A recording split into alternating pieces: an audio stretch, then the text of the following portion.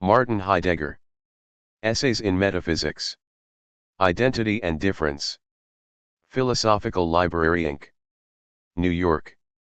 All copyrighted material within is attributor protected. Table of Contents. Title page. Introduction. Preface. The Principle of Identity.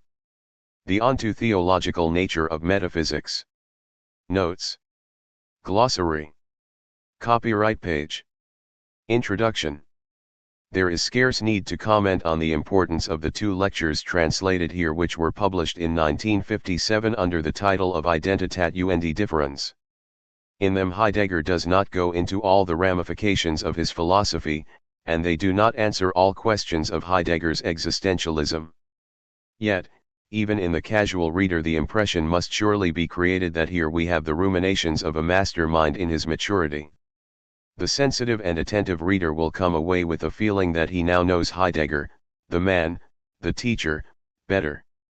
He will receive illuminating insights into Heidegger's thinking on many a vital issue, our technological age, religion, language, history, for on all of which subjects and more besides he has touched upon here, if only epigrammatically. Through these lectures Heidegger enables us even better to assign him a place as one of the leading figures in the history of philosophy. Always conscious of the tremendous contributions of Western thinking, he seems more concise in his hints at a confirmatio and lux ex orient. There is no ranting against anything, which has of late become the royal sport and pastime of many professing the love of wisdom. There is no anxiety, no fear, no gloom here which settles like fallout on us when reading some of the existentialists and would-be existentialists. There is not a word of fretting, testiness and peevishness which might even be pardonable. You say the theme did not warrant it? Of course, it never does, yet how many disciples of the royal science pay attention to the warranty?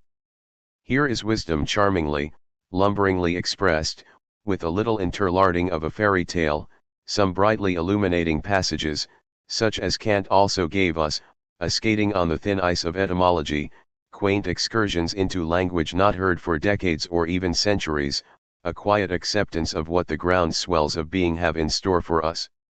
Heidegger would be difficult to understand if we did not know Plato, Parmenides, Leibniz, Spinoza, Kant, and particularly Hegel, those great landmarks on the march of idealism. Yet knowledge is not enough. As if acknowledging an ancient Eastern tradition, Heidegger goes to the womb of things, beyond language to the home of speech to draw the final inspiration. Even more marvelous than that, and possibly unknown to the master himself, his very choice of words is reminiscent in the under and overtones of such quaint words as Gestel, Gesetz, Gepräge, Satz, and Wesen, of an ancient and universal symbolism which certainly gives a new slant on Heidegger's own power of penetrating uncommonly deeply. Heidegger passionately seeks being, but he seeks it through existence, in existence, and pursues it relentlessly to the essence of both. His logic dissolves into ontology, both into theology, and all in the logos, the ground. There is fluidity, his whole thought structure floats lightly on evanescent clouds of thought like those heavenly palaces in Buddhist legends, but he bids us wing ourselves in spirit up to them and waft through being and existence. His allusion to forgetfulness, though based on the Greek concept, blends into the Oriental nescience, while the object of thought makes perfect analogy to vidya, which is knowledge without superciliousness, without externality. One often feels that Heidegger says in one of our Western languages what has been not said, yet loudly and openly proclaimed in Zen. Far from making Heidegger out to be a mystic, his endeavor to get at being and essence is metempiric. Weaponed with the keenest of tools of absolute idealism, combined with those of semantics, he explores the involvement of man in the whole of being, realizing full well that all these tools must be discarded or transformed. The problem is how to see the eye that sees, not the eye that is reflected. It is, indeed, the age-old quest, the basic quest of all philosophy of all the ages. Heidegger knows he is not the first and he will not be the last to intellectually penetrate the essence. But he is the most intelligible, though he is obscure himself on occasion and his disciples even feel at times that communication is breaking off. What makes Heidegger important is his receptiveness, his sensitivity, his ability to lie at the heart of the problem and see and hear when others see and hear nothing. That is why others leap, if at all they dare, in fear and trembling before an abyss into which he, like the Neophyte of Buddhist philosophy, throws himself happily, though it spells emptiness and nothingness to others, to discover in it what the whole of actual existence is not and has not, the totality of which is stupendous. Yes, the problem is one of identity and difference, and we have been blind so long because we read words, as Parmenides, about the same, but treat them, at best, with a paternalistic air as archaic. Now, at last, we understand identity, because we must seek it at the source. Difference also is clarified and its edge dulled. Metaphysics, we find, in the West was but a half-hearted attempt because we did not know how to penetrate to the essence, though we know it to be there. Heidegger makes us at home where we have been putting up so long uncomfortably and with want of grace and gratitude. The interesting part of Heidegger's philosophy is that we do not have to get rid of, shed, and repudiate any of our stupid or sage notions of which we are so proud in Western history. We should never forget that we are part of being, we are its very unfoldment. Call it destiny, but if you call it that, remember you are destiny also by virtue of participation in being. Look within. By the same token, look without if your world of technology threatens to engulf you and you call on scientists, politicians, and humanitarians to pull you back from the brink. This cry to be saved, to do something before it is too late, to make undone what has been done, is the cry of immature beings who willfully made themselves strangers at home. Similarly with God. God is in human civilization, man says so, man behaves accordingly. There are innumerable religions with and without theology. But theology has become a stereotyped, lifeless endeavor. It lacks gravity in every sense of the word, it forgets its deep anchorage in the logia. Externalization here also instead of firming in the logos. In that ground meet science, religion, philosophy. The ultimate, the one is in every logion and Sophia as the motivating, explaining, self-revealing reality. God for Heidegger is not the God of images and of worships, he is the strength of piety, he is that which moves and in whose self-caused being those who are attuned find rational, universal support. Heidegger's God dissolves as entity, yet electrifies the whole as divinity. The old metaphysics is done, so are old-style ontology and theology. The progress they made was a retreat from the ground of it all. Now we have to turn about and make our way back, backtrack as it were. Heidegger preaches no doom, he is neither dogmatic nor categorical. He presents us with the supremely logical which is not exhausted in a formal exercise but follows through to the essence, sounding, probing, listening. The trials and tribulations of this voyage toward essence are reflected in the linguistic expression which, naturally, concerns the translator in more than one way. He could easily have tagged his translation a tentative one, for the original is, admittedly, difficult and thus escape much of the responsibility for what may not be too felicitous in English. He could also have made a free translation and liberally indulged in paraphrase. The result might have made any trained rapid reader who nevertheless comprehends fully what he reads happy. In doing the translation as literally as permissible, how much this word is abused by critics, since it is usually an unanswerable charge, and by others who confuse literal with word for word and general unintelligibility, yet, it is hoped, without contorting the English language, several purposes were in the translator's mind which he thought would be worthwhile to achieve. First of all, there is the student of philosophy who may, as he should, be persuaded that language adds an almost evanescent something to thought which, if anywhere, especially in existentialism, ought to be caught. For him it would be easier to compare or check the translation if it did not stray vocabulary and syntax-wise too far from the original. Again, it seems incongruous to put too freely what requires the rigor of logic itself and bears neither embellishment nor extension nor contraction.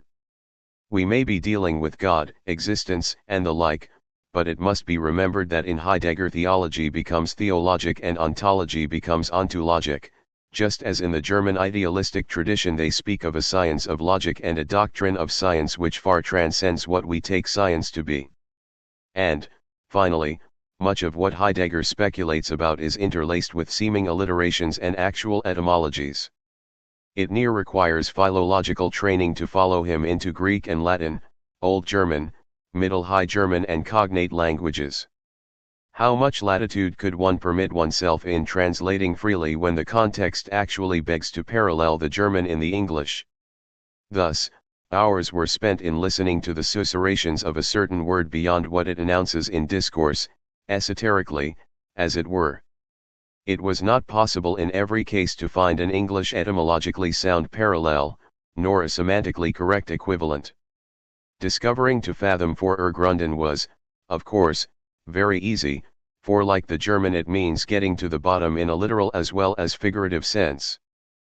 But we were, for instance, not quite so lucky in begründen and feel we should apologize for to understand, having the flimsy excuse that the components of the English word would seem to establish a certain kinship with the German. Yet, when confronted, in a very real sense, with variations upon the Grund, such as Grunden, I'm Gründe, von Grundaus, and I'm Grundenden Gründe, we frankly were stymied many a time, though never forgetful that Heidegger takes these as variations upon basis, foundation, reason, cause and logos all at once. Here is where the more literal translation may be of greater service in aiding the student in eventually hitting upon a lucky translation rather than guessing at the meaning. He may even be less frustrated than when confronted by a flowery translation with the German word in parenthesis which leaves him breathless and perhaps dazed. One final thought which may be superfluous for those who read. If Heidegger was one of the first of modern existentialists and the teacher of a Sartre among others, how much have existentialists strayed and been trapped in dark alleys? And if Heidegger's thinking really is, as we think it is, the consummation of a long tradition in Western metaphysics and meta-ontology, how much is what he teaches like the intuitive, sometimes dramatically paradoxical teaching of the East, thus closing a mighty circle? Kurt F. Heidegger. Mary Washington College of the University of Virginia. Preface. The chapter entitled The Principle of Identity represents the unchanged text of a lecture given the 27th of June, 1957. The occasion was the Day of Faculties at the celebration of the 500th year of the founding of the University of Freiburg in the Breisgau, Germany. The chapter on the onto-theological nature of metaphysics is the partly revised investigation which formed the conclusion of a seminar on Hegel's Science of Logic which was held during the winter semester of 1956-57. The lecture was given in Tottenauberg on the 24th of February, 1957. In The Principle of Identity we are offering backward and forward glances. The chapter points ahead into the realm which forms the basis of the discussion for the lecture on the thing one. It refers back to the realm in which the essence of metaphysics takes its rise, metaphysics whose nature is characterized by difference. The togetherness of identity and difference will be demonstrated in the present publication as the object of thought.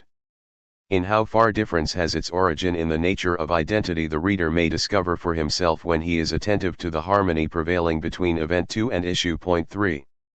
Nothing in this sphere it is possible to prove, but much can be hinted. Tottenauberg. September 9, 1957. The Principle of Identity. The principle of identity is expressed by the common formula A equals A. This principle is looked upon as the first law of thought. We shall endeavor to reflect a little on this principle, for by it we would like to find out what is meant by identity. Should our thinking, after having been stimulated by something or other, pursue this certain thing, it might happen that the thing will change in the process. Hence it is advisable to pay close attention to the method employed, and less so to the content. Obviously, we are also prevented from dwelling too much on the content, since we are under obligation to get on with this lecture. What does the formula A equals A, by which we customarily express the principle of identity, state? The formula states that A and A are equal. Now, For something to be equal we must have at least two items. One A is equal to another. Is this really what the principle of identity intends to express? Apparently not. The identical, in Latin idem, is called in Greek to auto. Translated into the German language to auto is called dasselbe, the same.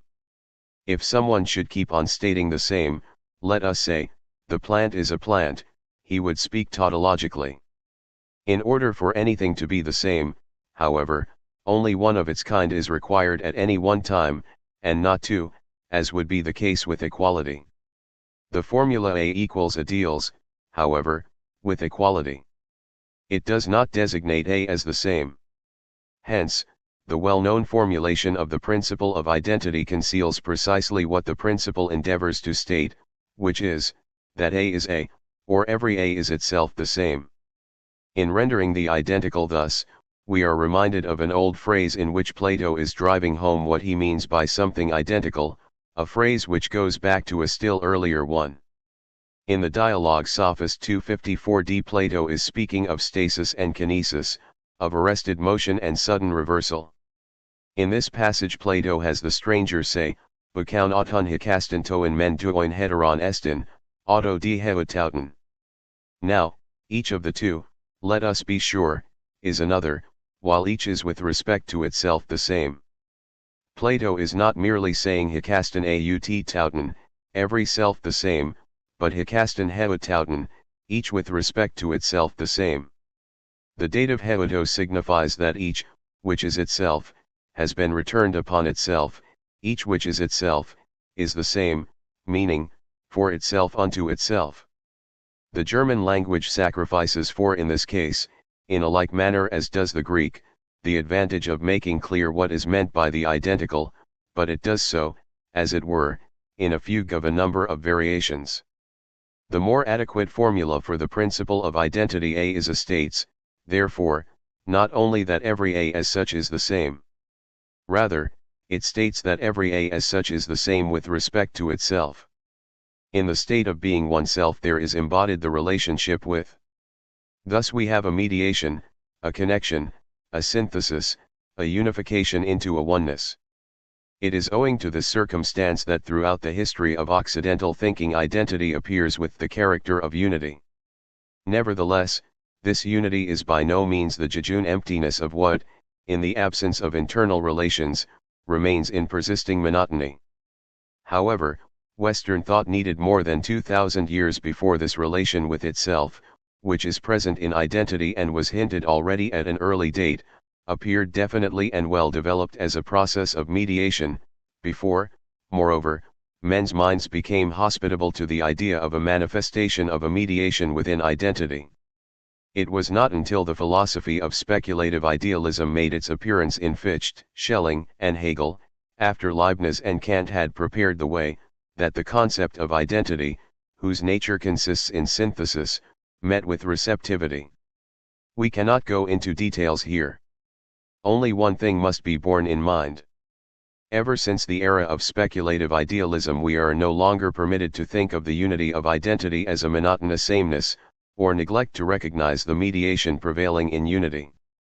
In the contrary event we would be taking identity as merely abstract. Even in the improved formula A is A only the abstractness of identity is apparent. Is this actually what we shall end up with? Doesn't the principle of identity say anything about identity? No, at least not immediately. Rather, the principle presupposes what we call identity and to what category it belongs. And how do we get to know concerning this presupposition? The principle of identity is furnishing us the information, provided we listen carefully to its keynote and ponder over it instead of merely reciting the formula A is A in a superficial manner. Actually, the formula should be intoned A is A. And what do we hear then? Through the principle conveys the mode of existence of every existent, to the effect that as such it is the same with itself. The principle of identity expresses something about the being of existence. As a law of thought the principle is valid only in so far as it is a law of being which states, to every existent as such belongs identity, the oneness with itself. What the principle of identity proclaims as we are listening to its keynote is precisely what the whole of Western European thinking thinks: unity of identity is a characteristic feature in the being of existence. No matter where and how we face an existent, identity makes a claim upon us. Should there be no claim, the existent would never be able to appear in its being. Accordingly, there would also be no science. For science could not be what it is if the self-identity of its object, whatever it may be, were not guaranteed at the outset. By virtue of this warranty, the possibility of scientific inquiry is assured.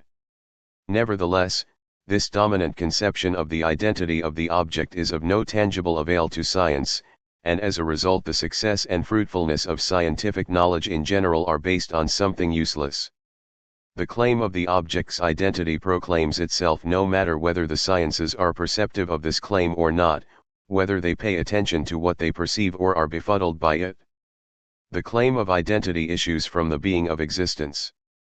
But wherever, in Occidental thinking, the being of existence has been discussed rather early and in detail, as was the case in Parmenides, the to auto, the identical, gives forth with almost boundless scope. One of Parmenides' sayings runs as follows: to gar auto noein estin te kaina, the same is, to wit, perceiving, thinking, as well as being 5. Thinking and being, two disparates, are here thought of as the same. What is the meaning of this? If we compare what we otherwise recognize as the teaching of metaphysics, something vastly different from identity belonging to being is announced here. Parmenides says, being inheres in identity. What, then, is meant here by identity? What is conveyed by the word to auto, the same, in Parmenides' saying? Parmenides does not provide us with an answer to this question. He confronts us with a puzzle we ought not try to circumvent. It is incumbent on us to recognize the following. In the prime of thought, and long before the principle of identity was expressed, identity asserted itself and, to be sure, in an aphorism which decrees, thinking and being together belong to the same, and together they stem from the same. Quite inadvertently we just now interpreted to auto, the same. We have explained the sameness as belonging togetherness. It is, of course, natural to visualize this belonging together in the sense of the subsequent idea of identity with which we are in general familiar. And what would prevent us from doing just that? Nothing less than the sentence itself as we read it in Parmenides. For it states something different, to wit, being belongs together with thought to the same. Out of an identity, being is defined as a character of this identity. Contrariwise, the identity which later on plays a role in metaphysical thinking is visualized as a character of being. Thus, we cannot determine the nature of the identity of which Parmenides spoke on the basis of this metaphysically conceived identity. The sameness of thinking and being as proclaimed in the words of Parmenides has a longer history behind it than the identity which metaphysics derived from a character of being. The main concept in the saying of Parmenides, to auto, the same, remains obscure. We let it remain obscure. At the same time, we are open to suggestions emanating from the statement at the opening of which we find it. In the meantime, however, it seems we have already settled the sameness of thinking and being in the belonging together of both. This was a hasty move. Possibly it was forced upon us. Now it is incumbent on us to cancel what we so rashly maintained. We can do it, of course, in that we are not taking the above-mentioned belonging together as the final or even sole authoritative interpretation of the sameness of thinking and being. If we think of belonging together in the accustomed manner, then the meaning of what we discern as indicated by the stress within the word is determined by the togetherness, that is, its unity. In this case, to belong is equivalent to being coordinated with and incorporated into the order of togetherness, ranged into the oneness of a manifold, or placed into a structural unity of a system with the help of the unifying core of an appropriate synthesis.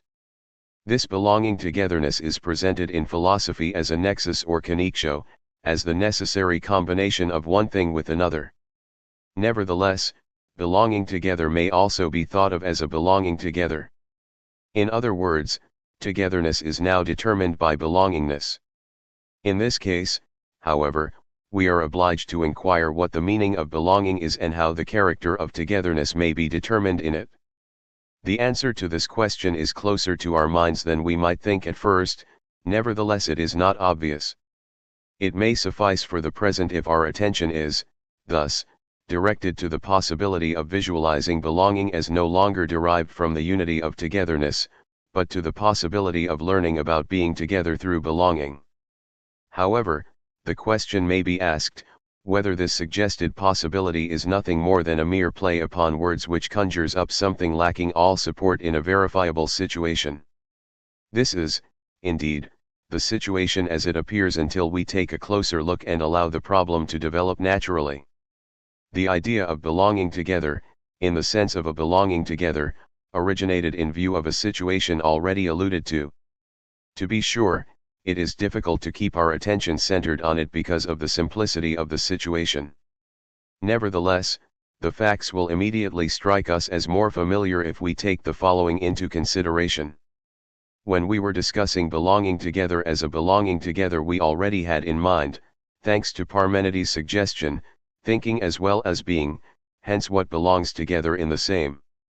If we take thinking as the distinctive feature of man, then we are reminded of a belonging together so far as man and being are concerned. At that instant, however, we feel questions crowd in upon us, such as, what do we mean by being? Who or what is man? Everyone will easily comprehend that without a satisfactory answer to these questions we lack the foundation on which we might discover something reliable concerning the belonging together of man and being.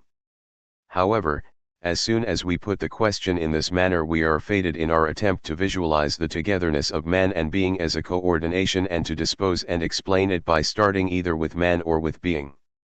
In such a venture, the traditional concepts of man and being furnish us with the points of anchorage for the coordination of both.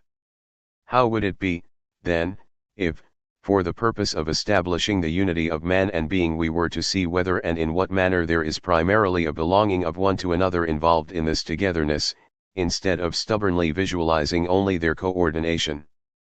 Why, we may even reckon with the possibility of perceiving, howbeit only from afar off, the belonging together of man and being right in the traditional definitions of their essence.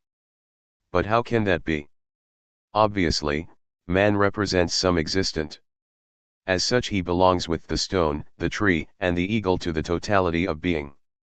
To belong is in this context still equivalent to being incorporated into being.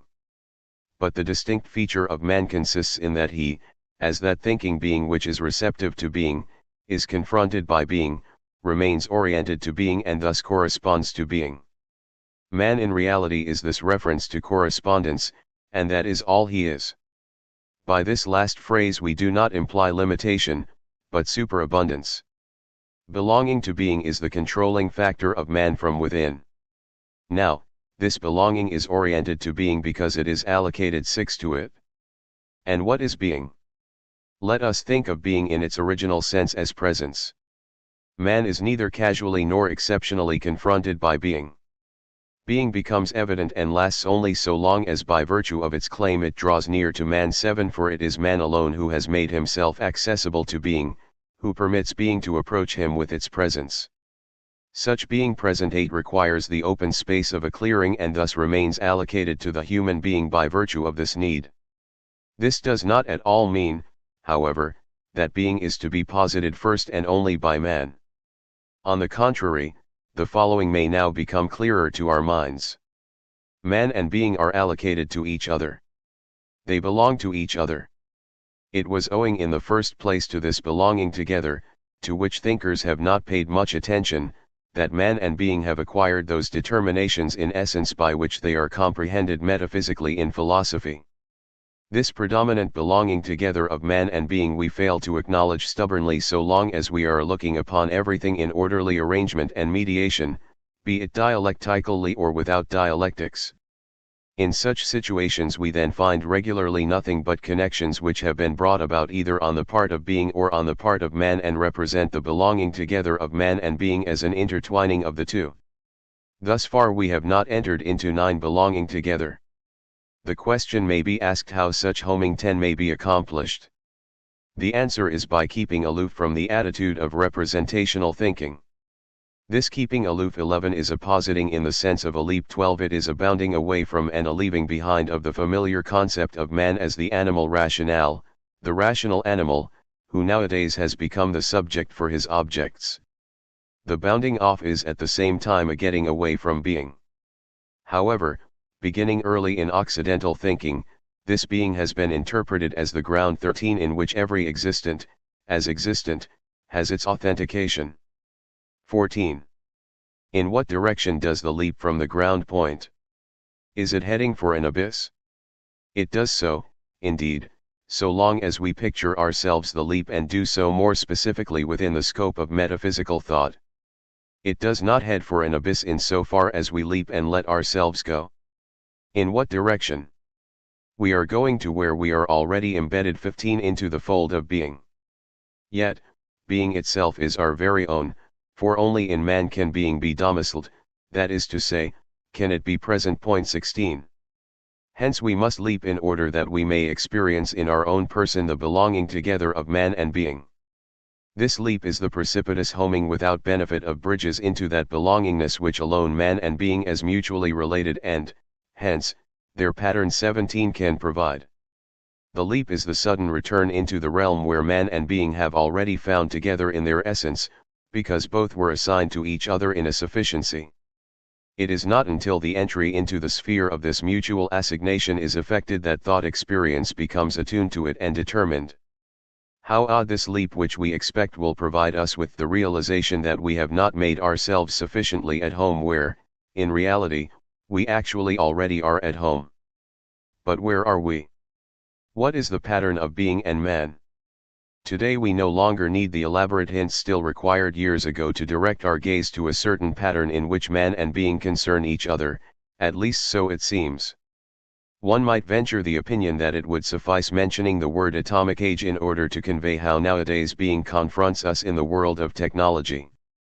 However, are we entitled, without further ado, to equate the world of technical science and being? Obviously not.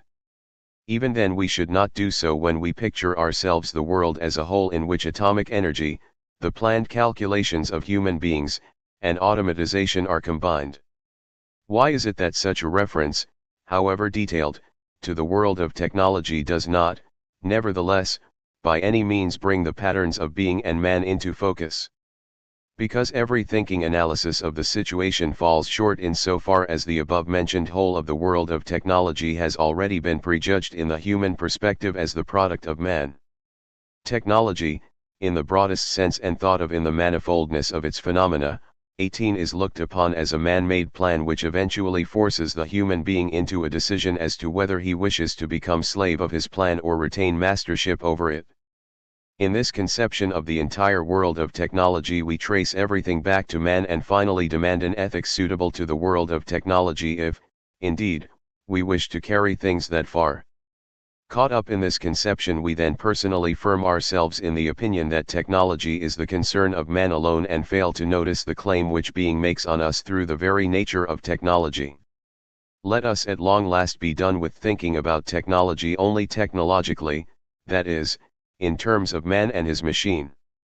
Let us pay close attention to the claim under which, in our age, not only man but all existence, nature, and history, operate with respect to their own being. What claims are we referring to? Our whole existence is challenged everywhere now as in play, now urgently, now as if set upon, now as if pushed to plan and calculate everything. What does this challenge mean? Is it merely the product of man's self-generated mood? Or are we actually concerned with existence itself in the sense that it makes a claim upon us with respect to its schematization and calculability? If such were the case, would not being itself be then subject to the challenge of having existence appear within the purview of calculability? Such is, indeed, the case. More than that. To the extent that being is challenged, man is likewise challenged, that is to say, man is framed so he will safeguard the existence which concerns him as the very substance of his planning and calculating, and thus pursue this task into the immeasurable. The term we choose for the totality of challenges which confront man and being mutually so they may call each other to account reciprocally, is the framework. 19. Some have objected to the use of this word. But are we not using instead of to frame 20 also to set or posit? Then we find nothing wrong in the use of the word statute 21. Why should we, then, not use framework when insight into the situation demands it? That wherein and wherefrom man and being concern 22 each other in the world of technology, puts forth its claim much in the manner in which forces counterbalance in a framework. 23. In the reciprocal confrontation of man and being we become attentive to 24. The claim which fixes the pattern for our age. Everywhere the framework concerns us immediately. The framework, if we are still permitted to use this term, has a more pregnant existence than all atomic energies and all mechanical contrivances, a more meaningful existence than the impact of organization, information, and automatization. Inasmuch as we no longer meet what is called framework within the scope of ideation which allows us to think the being of an existent as a presence, it seems at first somewhat strange. The framework concerns us no more than anything that is present. The framework remains strange most of all because it is not an ultimate but merely leads us gently to that which in reality pervades the pattern of being and man. The belonging together of man and being in the manner of a reciprocal challenge drives home alarmingly the that and the how of man's alienation from being, at the same time, however, also the that and how of being. Within the framework there prevails a strange alienation. 25 and dedication. 26. Now, we are under obligation to experience in our own person quite simply this concinnity wherein man and being are concinnate. In other words, we must return to what we call a concern. 27. The word awareness, concern, has been lifted from organically developing language. Iranian, to concern, means, originally, to distinguish or discern with one's eyes, see, and in seeing calling to oneself, appropriate. The word concern we shall now harness as a theme word in the service of thought, keeping in mind what has just been explained. As a theme word thus understood it may be translated with as little success as the Greek theme word logos and the Chinese tao. In the present context the word concern no longer signifies what we otherwise call an affair or happening. 28. We now use the word singulare tantum, in the singular merely. What it designates takes place only in the singular, nay, not even any longer numerically speaking, but uniquely. What we learn by way of the modern world of technology in the framework as a pattern of being and man, is merely prelude to what we call concern. Concern, however, does not necessarily persevere in its prelude. For in concern we are persuaded of the possibility of developing the mere sway of the framework into a more primitive solicitude. Such a development of the framework from concern to solicitude would bring about the eventful reduction, never initiated by man himself alone, of the world of technology from lordship to servitude within the realm in which man more properly involves himself in concern. Where has our road taken us? It has led our thinking back home into that simplicity which we have called concern, keeping strictly to the meaning of the word. It seems as if we were now running danger of turning our thought all too insouciantly towards some generality. In actuality, however, the nearest of the near is entreating us to share immediately what we are already domiciled in. In fact, that was what we wanted to express by the word concern. For, what could we consider more intimate than what brings us closer to where we belong, wherein we are corporate members, that is, concern. Concern is the internally oscillating realm through which man and being touch each other in their essence and attain their essential nature by divesting themselves of these determinations which metaphysics imputed to them. To think of concern as concern means constructively cooperating in this internally oscillating realm. The building material for this self-supporting structure is derived by thought from speech. For, speech is the most delicate, but also the most fitful all-suppressive vibration in the floating structure of concern. In so far as our being has alienated itself in speech, concern will be our dwelling place. We are now approaching a point in our discussion where the indelicate yet unavoidable question is forced upon us: what has concern to do with identity? The answer is, nothing. By contrast, identity has much, if not everything to do with concern. How so? We shall answer by retracing our steps briefly. In concern, man and being are alienated in their essential togetherness. A first uneasy flashing of concern is glimpsed in the framework. This framework constitutes the essence of the modern world of technology. In the framework we catch sight of a belonging together of man and being, wherein causative belonging alone determines the kind of togetherness and its unity. As introduction to the problem of belonging together, in which we gave belongingness preference over togetherness, we took the saying of Parmenides, the same is, to wit, thinking as well as being. The inquiry into the meaning of the same is the inquiry into the essence of identity.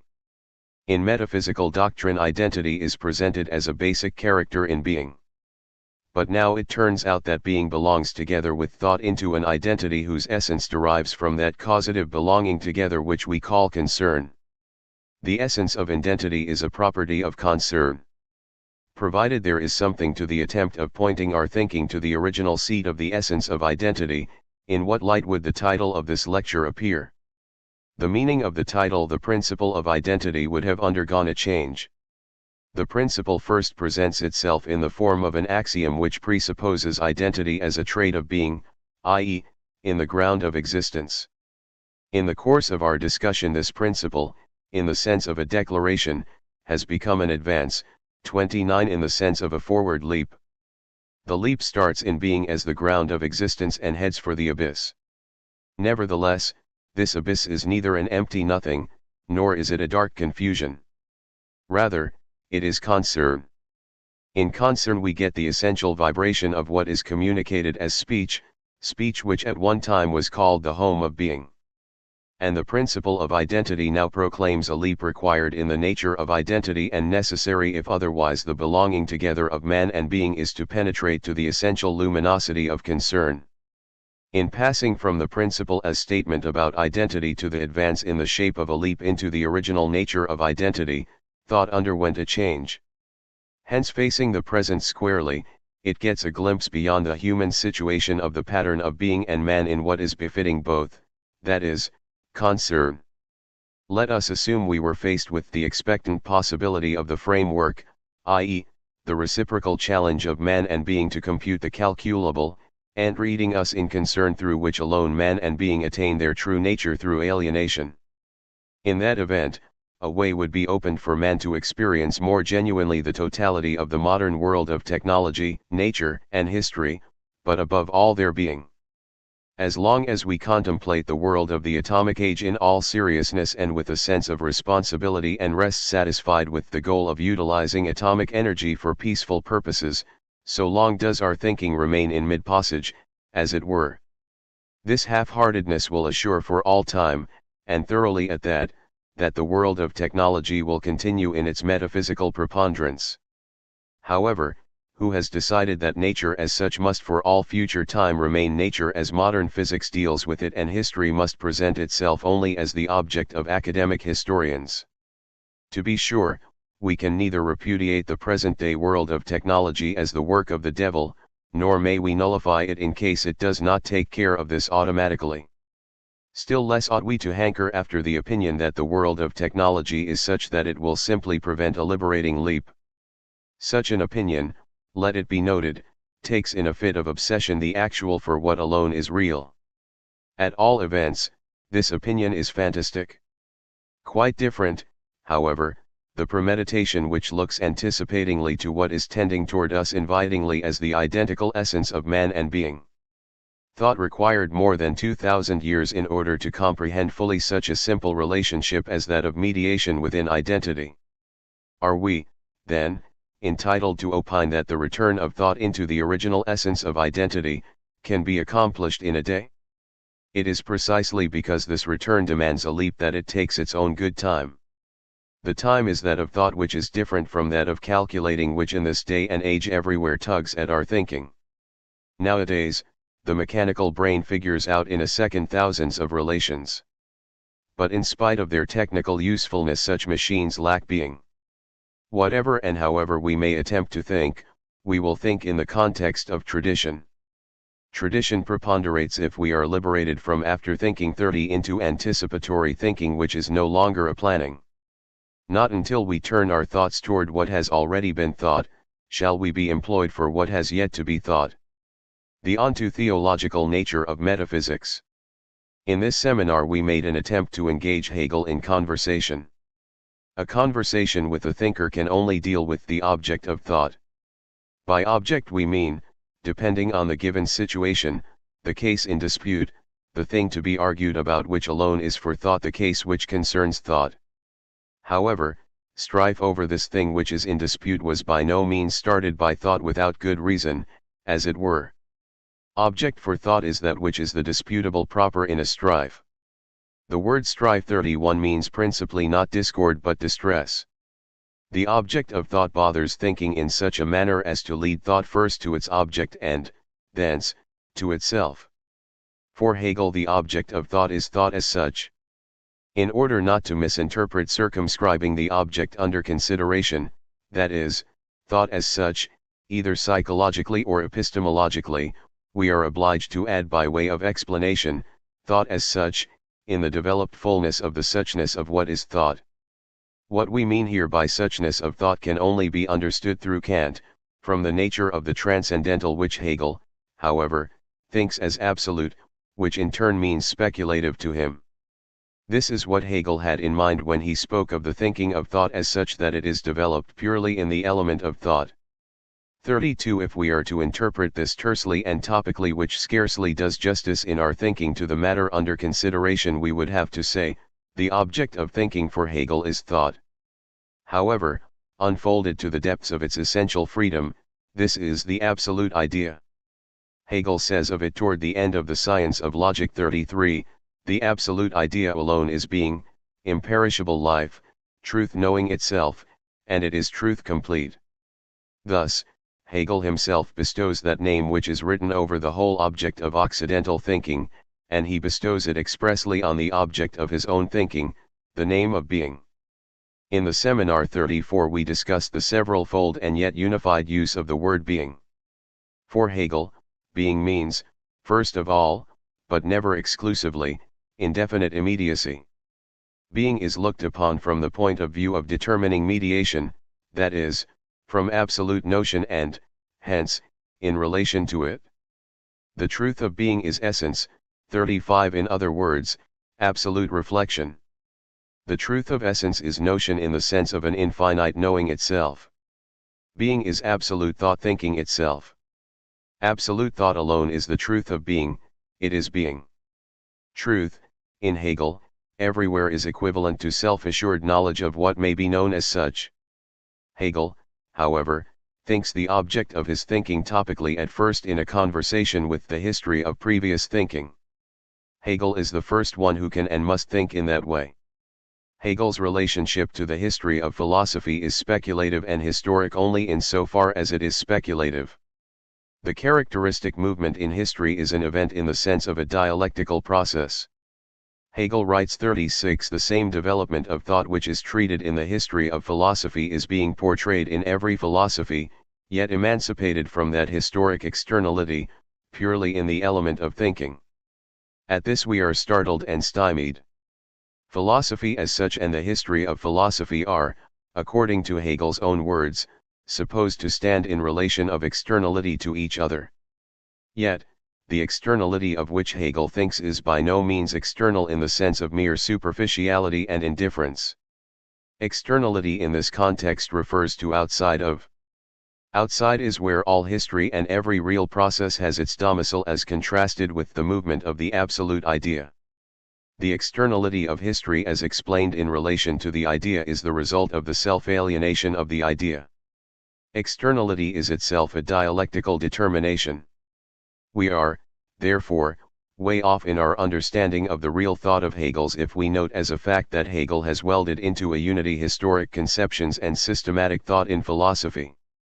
For in Hegel's case it is neither a matter of an academic concept of history nor a system in the sense of a theoretical structure. What is on our mind as we make these remarks about philosophy and its relation to history? We intend to show that the object of thinking is, for Hegel, historical as such, but historical must be taken in the sense of a happening whose character as process is determined by the dialectic of being.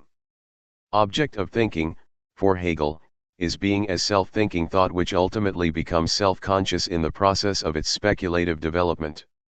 Thus, thought runs through stages of various developments and, hence, must of necessity pass through previously undeveloped phases. Thus there arises ultimately in Hegel's experience of the object of thinking a peculiar maxim, the authoritative way and manner in which he speaks to the thinkers preceding him. Therefore, if we wish to attempt a conversation with Hegel's thought, we must talk to him not only about the same topic, but about the same topic in the same way. Nevertheless, the same is not the identical. In identity difference disappears. In the same difference appears. It appears the more urgently the more determinately we engage in thinking about the same object in the same manner. Hegel thinks of the being of existence speculative historically. Now, in so far as Hegel's thinking belongs into a period of history, this does not by any stretch of the imagination mean to the past. We shall attempt to think about Hegel's being in the same way, that is, historically. Thinking can stay with the topic only by becoming more pertinent to the matter under consideration in the process of remaining with it, by having the same topic become more disputable. This being the case, the topic requires thought to put up with it in its idiosyncrasy, hold its ground by establishing a correspondence, and brings the matter to an issue. Thought, if it sticks to its topic, must, if the topic is being, consent to an issue with being. Accordingly, in our conversation with Hegel as well as in the interest of what has just been stated, we are obliged at the outset to clarify the sameness of the identical topic. In agreement with what we said, it is incumbent on us to elucidate in our discourse with the history of philosophy the difference in the topic of thinking concomitantly with the difference in historical reality. In this lecture such a clarification has to be necessarily brief and sketchy. For the purpose of shedding light on the disparity which obtains between Hegel's thinking and the thinking we shall attempt, let us consider three things. Our questions are: 1. What is the object of thinking in his and in our case? 2. What is the criterion in a discourse involving the history of thought in his and in our case? 3. What is the character of the discourse in his and in our case? Concerning the first question. For Hegel, the object of thought is being in view of the suchness of existential thought in and as absolute thought. For us, the object of thinking is the same, hence, being, but being in view of its difference from existence. Expressed even more precisely, for Hegel the object of thinking is thought as absolute notion. For us, the object of thinking is, by way of a first statement, difference as difference. 37. Concerning the second question.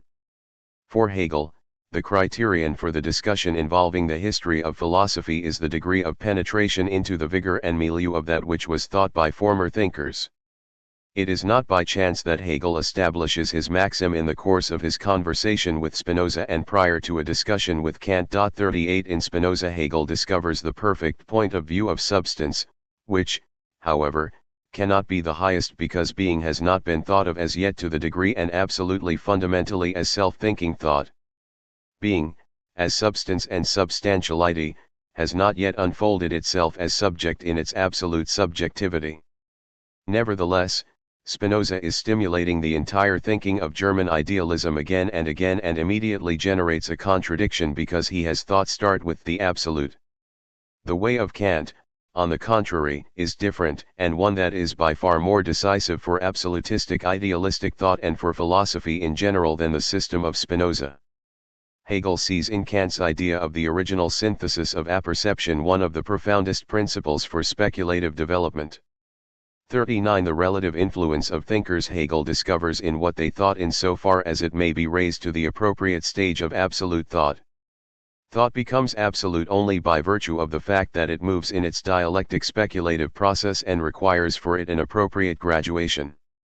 For us, the criterion in our discussion involving historical tradition is the same in so far as it is a matter of penetrating the vigor of prior thinking. However, we are not looking for vigor in what has already been thought, but in something that has not yet been thought.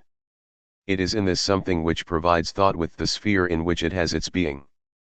Still it is what has been thought that first prepares the way for the not yet thought which enters again and again with its overabundance. The standard for that which has not yet been thought does not lead to an incorporation of what has previously been thought into a still higher development and systematization which outdistances it, but demands the release of traditional thinking into the past which is still preserved. Originally, the past controls tradition throughout and constitutes its anterior being without being thought of specially as and in terms of a beginning. Concerning the third question. For Hegel, the discussion involving the previous history of philosophy has the character of a cancellation, 40 that is, of mediating understanding in the sense of finding absolute reason. For us, the character of the discussion involving the history of thought no longer signifies cancellation, but backtracking. 41. Cancellation leads to the high-level gathering realm of the absolutely posited truth in the sense of a perfectly unfolded certainty of self-knowing knowledge. The backtrack reveals the realm thus far skipped on the basis of which the essence of truth becomes for the first time worthy to be thought. After this brief characterization of the difference between Hegel's thinking and our own regarding the object, criterion, and character of a discussion involving the history of thought, we shall attempt to promote our discussion with Hegel, which we have already begun, a trifle more in the direction of clarity. By this we mean that we shall dare to make an attempt at backtracking. The phrase backtracking easily makes for several misinterpretations. To backtrack does not imply taking an isolated step in one's thinking, but a kind of thought movement, and a rather long way. Insofar as backtracking determines the character of our discussion involving the history of Occidental thought, thinking leads us, in a manner of speaking, out of what has up to now been thought in philosophy. Thought steps aside from its object, being, and thus changes what is thought into the opposite wherein we glimpse it, especially in view of what constitutes the source of all this thinking, because basically it makes the realm of its abode available. This is, in contrast to Hegel, not a traditional, already posed problem, but it is the problem which has never even been asked throughout the history of thought. For the time being and unavoidably we designate it in the language of tradition. We speak of a difference between being and existence. The backtrack starts with what has not yet been thought, from difference as such, to proceed toward what is yet to be thought. That is the oblivion of difference. The oblivion we have in mind here is that of an enshrouding 42 of difference. As such we are thinking of aletheia, concealment. This enshrouding originally went unnoticed. Oblivion belongs to difference because the latter belongs to the former. It is not as if oblivion overcame subsequently difference in consequence of the forgetfulness of man's thinking. The difference of existence and being is the realm within which metaphysics, that is, Occidental thinking in the totality of its essence, can be what in effect it is. Backtracking hence goes from metaphysics into the essence of metaphysics. The remark concerning Hegel's use of the severally interpreted main term being permits us to recognize that any use of the word being and existence can never be fixed for a particular epoch of history during which clarity has been introduced into the concept being. Moreover, if we speak of being, we never take this word in the sense of a species under whose empty generality the doctrines concerning existence, historically considered, belong as individual cases. Being, as the case may be, proclaims destiny and, hence, control of tradition. Now, the backtrack from metaphysics into its essence requires, however, duration and endurance whose limits are known to us. Only one thing is clear: the backtrack needs preparation which must be hazarded now and here. We do this, however, in view of existence as such in the whole, as it now is and begins to show itself more unambiguously as time goes on. What now is has been given the stamp by the domineering nature of modern technology. This hegemony has already found its expression in all areas of life in characteristics going by various names, such as functionalization, perfection, automatization, bureaucratization, information. Just as we call our concept of living reality biology, we could call the presentation and structuralizing of the thoroughly technically permeated existence technology. This term may serve as a designation for the metaphysics of the atomic age. The backtrack from metaphysics into the essence of metaphysics is seen as of now and based on insight into the present. The trek from technology, from the present age with its description and interpretation geared to technology, into the essence of modern technology which we will yet have to master in thought. Let this suggestion also suffice to keep away the other natural misinterpretation of the term backtrack, meaning the opinion that the trek consists in going back in history to the earliest thinkers of Occidental philosophy. Of course, the where-to of the backtrack unfolds and becomes apparent only when the backtracking has been accomplished. In order to obtain a comprehensive view of the Hegelian Metaphysics 43 in our seminar, we chose expediently a discussion of the section with which the first book of the Science of Logic, the Doctrine of Being, begins. Even the title of the section furnishes enough food for thought in every word. It says, "Wherewith must we start science?" Hegel's answer to this question consists in the demonstration that the beginning is of a speculative nature. This means that the beginning is neither something immediate nor something mediate.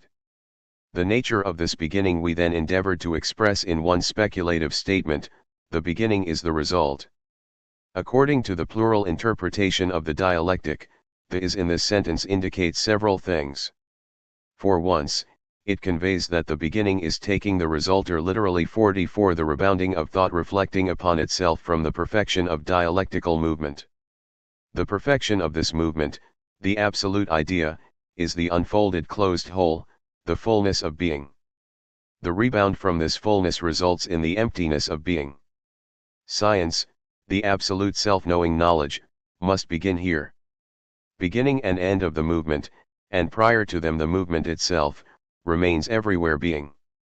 Being asserts itself as internally gyrating movement from fullness to extreme alienation and from alienation to self-perfecting fullness. Object of thought is, hence, for Hegel, thought thinking itself as internally gyrating being. Were we to reverse the speculative statement concerning the beginning, which is not only justifiable but necessary, it would read, the result is the beginning. Actually, we ought to start with the result in so far as the beginning evolves from it. This says the same as does the remark which Hegel inserts casually and parenthetically in the section dealing with the beginning, toward the end 45.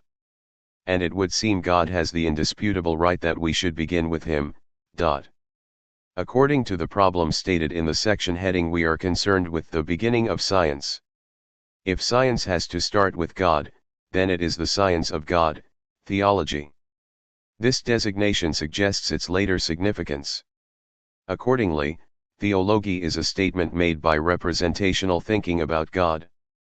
Theologos, theologia, means, first and foremost, the mythico-poetical legendizing about gods without any connection with a doctrine of faith or a church doctrine. Why is science since Fichte the name for metaphysics? Why is science theology? I reply, because science is the systematic development of knowledge, in which form the being of existence knows itself and thus is true.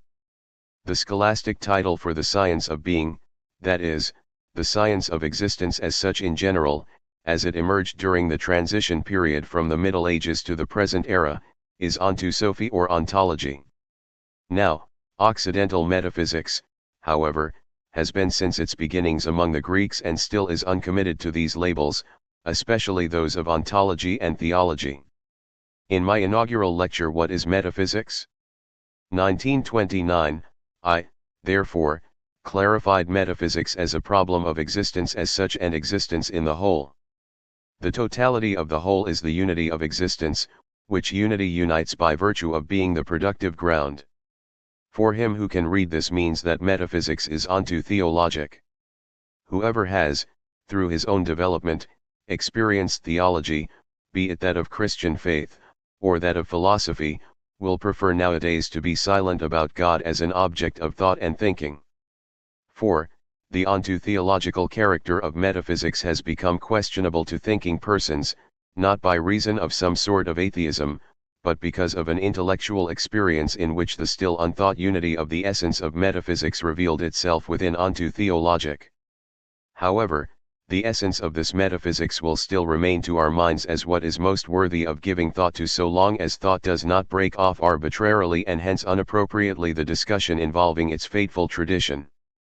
In the 5th edition of What is Metaphysics? 1949, I made special reference in the supplemental introduction to the onto-theological essence of metaphysics. 46. However, it would be rash to assert that metaphysics is theology because it is reputed to be ontology. We should begin by saying that metaphysics is theology, a statement about God, because God enters philosophy. In this way the problem becomes more acute as a problem regarding the onto-theological character of metaphysics. How does God get into philosophy, not only into recent philosophy, but into philosophy as such? This problem can be answered only if, as a problem, it has previously been sufficiently developed. The problem as to how God got into philosophy can only then be thought through and done justice to, if in the course of investigation the whither of God has become sufficiently clear. It is the problem of philosophy as such. So long as we scan the history of philosophy merely historically, we shall find that God got everywhere into it.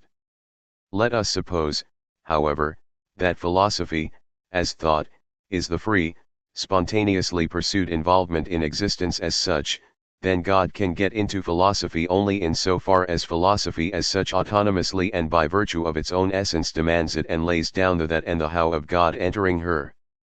The problem as to how God gets into philosophy, therefore, reverts to the problem, whence comes the essential onto-theological constitution of metaphysics. Taking on the problem thus formulated means, however, that we are backtracking. In doing this we now give serious thought to the original essence of the onto-theological structure of all metaphysics and ask the question, how does God get into metaphysics and along with him and correspondingly, theology and its onto-theological character? We are putting this question in a discussion involving the whole of the history of philosophy.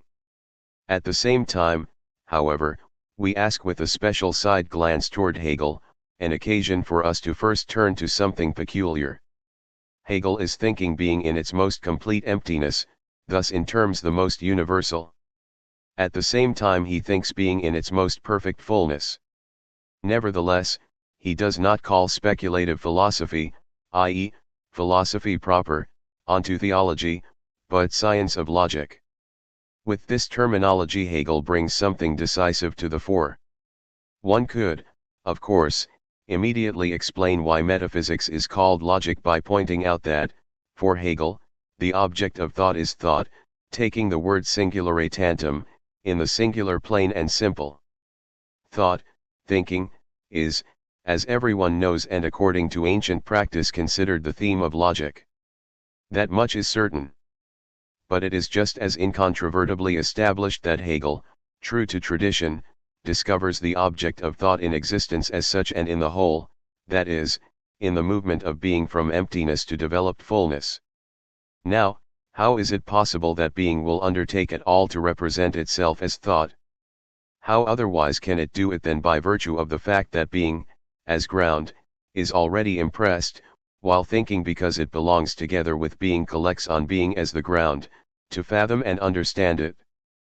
Being manifests itself as thought, which means that the being of existence reveals itself as self-fathoming and self-justifying ground. Ground and ratio, reason, are in their original essence the logos in the sense of the collective problematic 47 and panta. Thus, science, i.e., metaphysics, is for Hegel logic not really because science has thought for its object, but because the object of thought remains being. Being, however, privately engages thought for the purpose of understanding, and it has done so since the early stages of unmasking itself in the imprint of the logos, which is the authenticating reason. 48. Metaphysics thinks existence as such, in general. Metaphysics thinks existence as such, that is, in the whole. Metaphysics thinks the being of existence in the fathoming unity of the greatest generality, that is, the universal equivalence, as well as in the understanding unity of totality, which is highest above all else. Thus, we presuppose the being of existence as authenticating reason.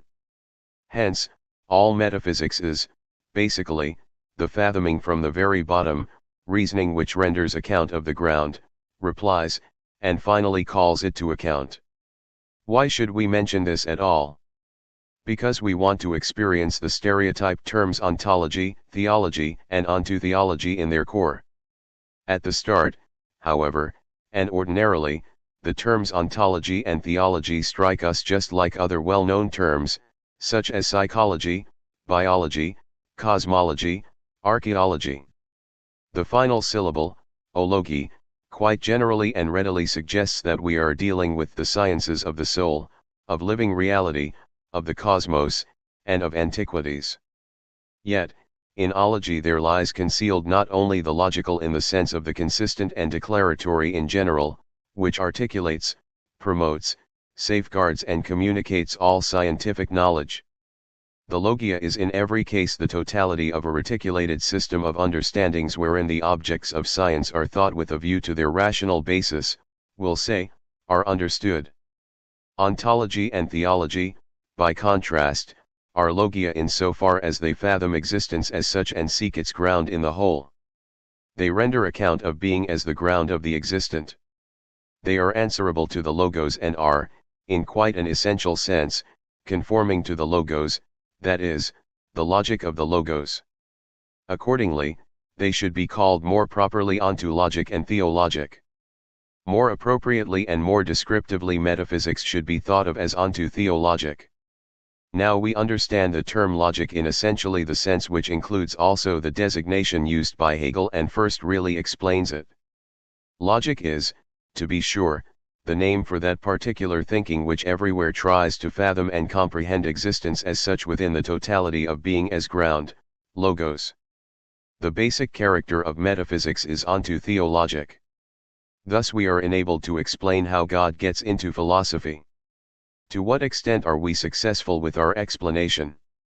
Well, in so far as we take notice that the object of thought is existence as such, that is, being, which reveals itself in the essential nature of the ground. In accordance, the object of thought, being as ground, is thought through thoroughly only when we have before our mental eye the idea of the ground as a primary ground, P.R.T. Archie. The original object of thought presents itself as the proto-object, the causa prima, first cause, which corresponds in reasoning to the regress to the ultima ratio, ultimate reason, the final account. The being of existence in the sense of the ground is represented fully only as causa sui. But in these words we have touched upon the metaphysical concept of God. Metaphysics is obliged to think in the direction of God because the cause of thought is being, while being is ground in a variety of ways, as logos, as hypokaimenon, as substance, as subject. This explanation presumably touches upon something that is correct. Still, it remains absolutely insufficient for an investigation of the essence of metaphysics. For, metaphysics is not only theologic, but also ontologic. Metaphysics, above all, is not only one and/or the other. Rather, metaphysics is theologic because it is ontologic. It is this because it is that. The essential ontotheological constitution of metaphysics cannot be explained either on the basis of theologic nor on that of ontologic, provided an explanation will ever suffice for what we still have to reflect on. Let it be noted that we have not yet given thought to the problem as to the type of unity in which ontologic and theologic belong together, nor have we considered the origin of this unity, nor the difference of the differentia which unite ontologic and theologic. For, apparently, we are concerned not with bringing together two independently existing disciplines of metaphysics, but with the unity of what in ontologic and theologic is the object of inquiry and thought. That is existence as such in the universal and primary at one with the existent as such in the highest and ultimate. The unity of the one is such that the ultimate understands the first in its own way and the first the ultimate in its own way. The difference in both ways of understanding is part of the difference we have mentioned but not yet thought about. It is in the unity of existence as such in the most universal and in the highest that we find rests the essential constitution of metaphysics. First of all we are obliged to discuss the problem of the ontotheological nature of metaphysics problematically pure and simple. Only the object of thought itself can usher us into the realm which is discussed in the problem as to the ontotheological constitution of metaphysics. We can accomplish this by thinking more objectively about the object of thought. The object of thought is traditionally known in Occidental thinking by the name this object 49. Just a trifle more objectively, should we pay more careful attention to the debatable in the object, then we should see that always and everywhere being means the being of existence, in which phrase the possessive case is to be thought as a genitivus subjectivus. Of course, we speak with reservations about a possessive case as applied to object and subject, for these labels, subject and object, have on their part arisen from an imprint of being. The only thing that is clear is that in the case of the being of existence and the existence of being, we are concerned every time with a difference. We think of being, therefore, as object only when we think it as different from existence and think existence as different from being. Thus, difference proper emerges. If we attempt to form an image of it, we shall discover that we are immediately tempted to comprehend difference as a relation which our thinking has added to being and to existence. As a result, difference is reduced to a distinction, to a product of human intelligence. However, let us assume for once that difference is an addition of our forming a mental image, then the problem arises, an addition to what? And the answer we get is, to existence. Well and good. But what do we mean by this existence? What else do we mean by it than such as is? Thus we accommodate the alleged addition, the idea of a difference, under being.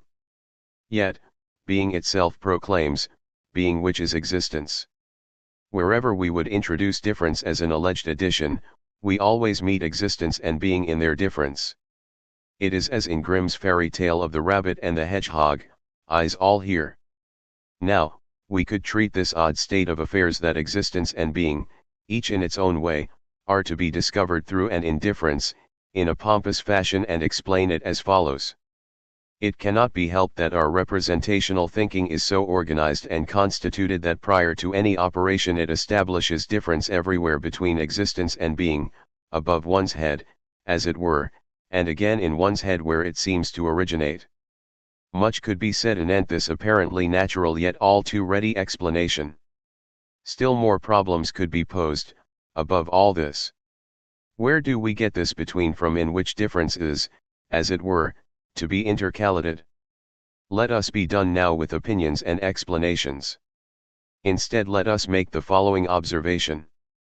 What we call difference we find everywhere and at all times in the object of thought, in existence as such, and we come up against it in a manner so free of doubt that we do not pay any particular attention to it. Nothing, moreover, seems to compel us to take particular notice. We are at liberty in our thinking not to give any thought to difference or to reflect on it specifically. Yet, this liberty does not hold for all cases. By chance it may occur that thought will find itself called upon to answer the question, what is the meaning of this oft-mentioned being? If under these conditions being exhibits itself as a being of, in the genitive of difference, then the question just asked would be more to the point if rephrased, what in your opinion is difference if both being as well as existence each in their own way appear through difference? In order to do justice to this question we must first of all maneuver ourselves into an objective opposition to difference. This opposition appears when we backtrack. For it is only through the distance brought about by backtracking that the close by as such presents itself, that proximity appears for the first time. In backtracking we release the object of thought, being as difference, into its opposite. The opposite may remain absolutely objectless. Still with an eye to difference, yet releasing it in backtracking into that which is to be thought 50 we can assert the following. Being of existence means the type of being which existence is. The is in this case is to be taken transitively, as implying passage. Being asserts its nature 51 here in the manner of a transition to existence. However, being does not go over toward or into existence by leaving its place or position, as if existence, previously devoid of being, could be contacted by being for the first time. Being transcends and covers, while revealing itself, what is encountered in open presence by such enthrallment. Encounter means seeking refuge in open presence, thus, being in sheltered presence, being an existent point 52. Being exhibits itself as revealing enthrallment. Existence as such manifests itself as an encounter fleeing into unmasked presence.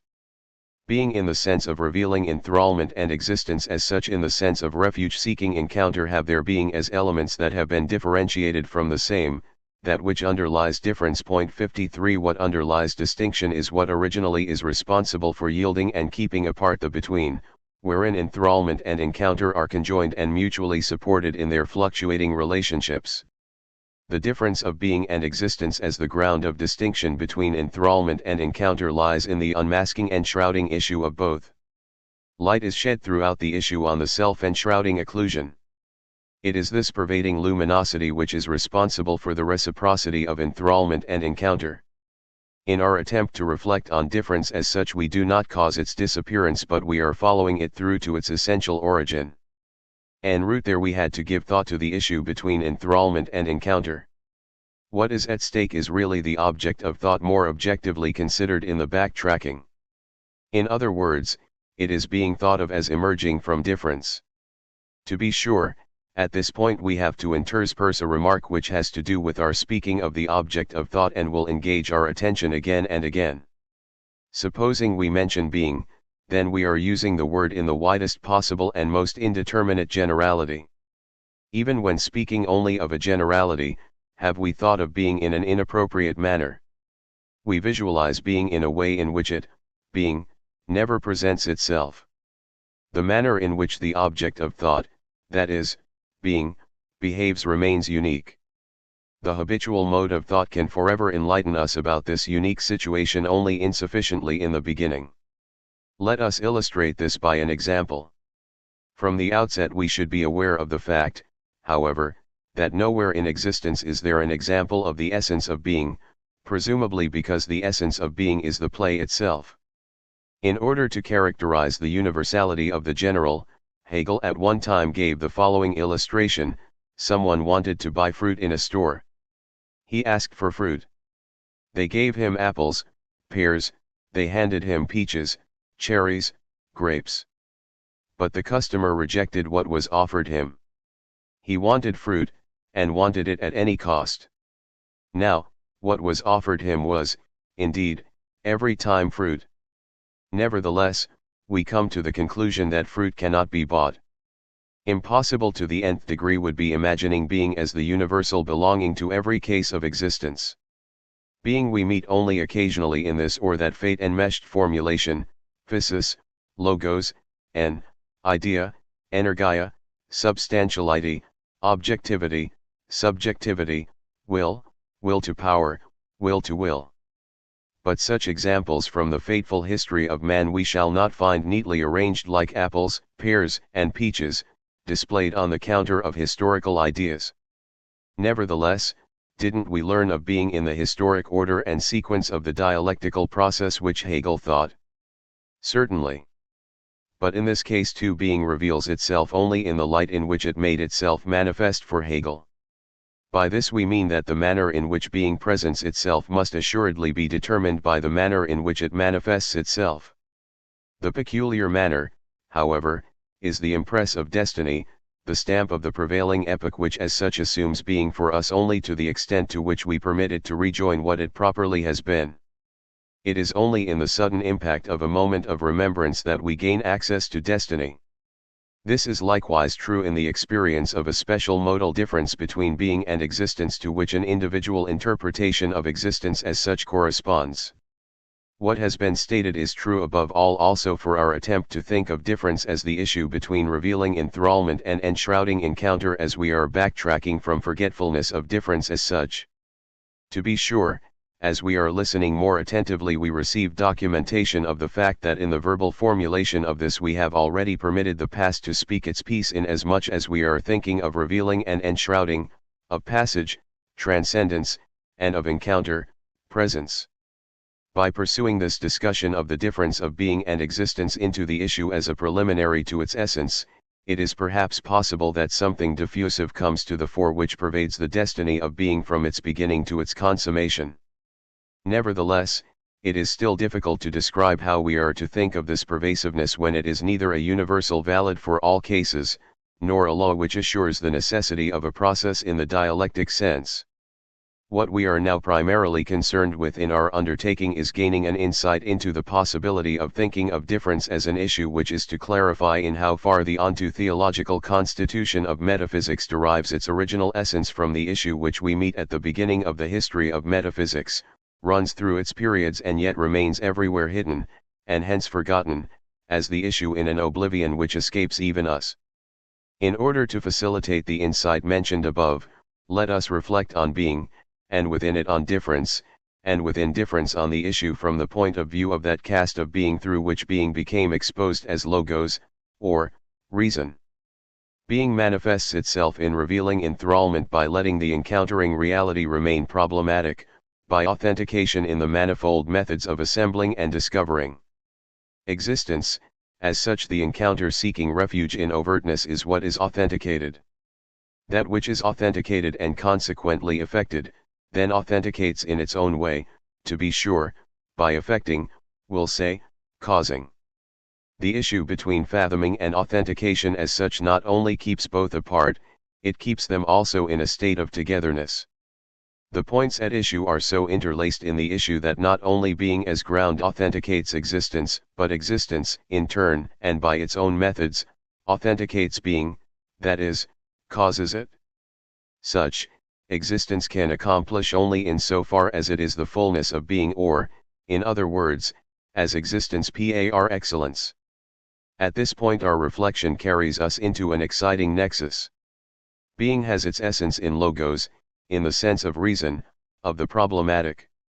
Thought of collectively, the same logos is the unifying agent, the N. However, this N is twofold. For once, it is the unifying one in the sense of the ubiquitous first and, hence, the most universal. At the same time it is the one unifying one in the sense of the highest, Zeus. Logos, by virtue of finding reasons, gathers everything into the universal, and by understanding gathers everything from the unique. That, moreover, the same logos harbors within itself the essential origin of linguistic formulation, and thus determines the mode of speaking as logical in the widest sense, may only be mentioned by the way. In so far as being has its essence in the being of existence, in difference, in an issue, do authentication and understanding in their joining issues and dropping them continue. Does being authenticate existence? Does existence fathom being as existence par excellence? The one enthralls the other, the one is encountered in the other. Enthrallment and encounter appear alternatingly one in the other in reflection. Speaking from the point of view of difference, this means that the issue is a circling, a revolving, one around the other, of being and existence. The act of authentication itself appears within the clearing of the issue as something which is, hence on its own initiative demands, as existence, the corresponding understanding by something existing. This something is causation, a causation, to be sure, by the highest cause. One of the classical proofs for this fact in the history of metaphysics may be found in a text of Leibniz which has hardly been noticed, a text which we tersely describe as the 24 Theses of Metaphysics. 54. Metaphysics corresponds to being as logos and is, accordingly, in its main feature at all events logic. But it is a logic which thinks the being of existence, therefore, it is the logic which is determined by the different, it is onto theologic. In so far as metaphysics thinks existence as such in terms of the whole, it visualizes existence from the point of view of the different in the difference without paying attention to difference as difference. The different exhibits itself as the being of existence in the universal and as the being of existence in the highest. Because being appears as the ground 55, existence is that which is authenticated. However, existence par excellence is that which understands 56 in the sense of being the first cause. If metaphysics thinks existence with an eye toward its basis which is common to every individual existent as such, then metaphysics is logic in the form of ontologic. If metaphysics thinks existence as such in terms of the whole, that is, with an eye toward the highest all-understanding existence, then metaphysics becomes logic in the form of theologic. Because metaphysical thinking remains embedded in difference which as such is not the object of thought, metaphysics is at one and the same time uniquely ontology and theology by virtue of the unifying oneness of the issue.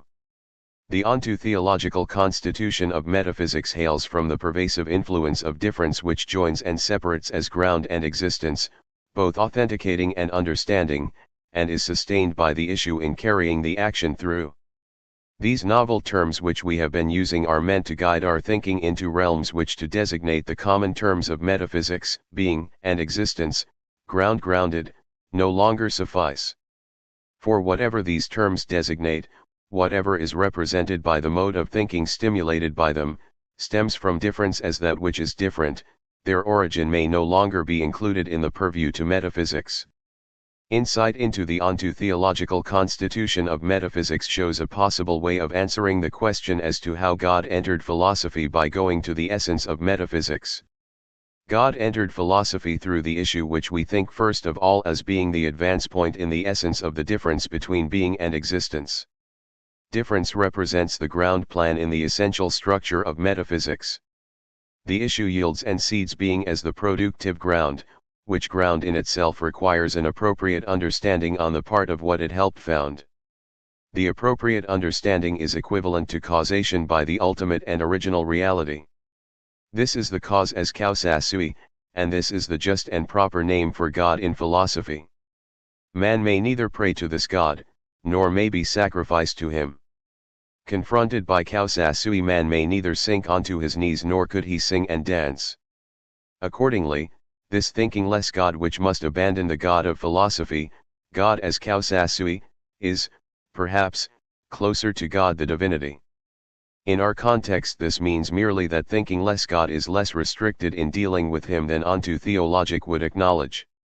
With this remark we may have shed a little light on the path on which we find the type of thinking which is backtracking from metaphysics into the essence of metaphysics, from oblivion of difference as such into a fateful concealment of the issue which we no longer understand.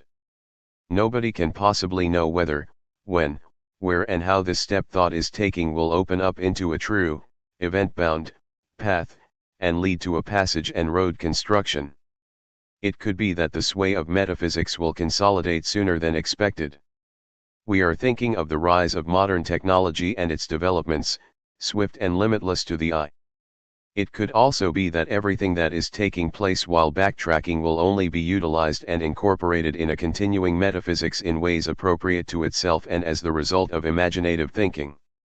In such a case the backtrack itself would not be accomplished and the path which has been opened up and pointed out would not be used. Easily such reflections impinge upon our minds, but they have no weight in relation to a difficulty of quite a different nature which we have to negotiate in backtracking. The difficulty is one of language. Our Western languages are languages variously suited to metaphysical thinking. Whether the nature of Western languages bears only the stamp of metaphysics and, hence, ultimately, that of onto-theologic, or whether these languages offer other possibilities of expressing and at the same time saying without expressing, must remain an open question. During the exercises in our seminar often enough difficulties arose to which verbal expression of thought was exposed. The little word is which is met everywhere in our language and tells of being even where it does not come to the fore, harbors the entire fate of being, from the estingarina of Parmenides to the is of the speculative principle of Hegel and still further to the dissolution of the is in the positing of a will to power by Nietzsche.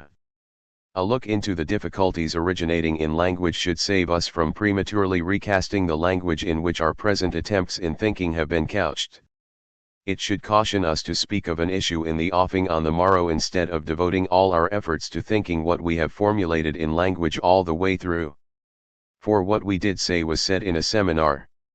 A seminar is, as the word indicates, a place and an occasion for disseminating here and there a grain, a seed of reflection which sometime or other will germinate as it may and bear fruit.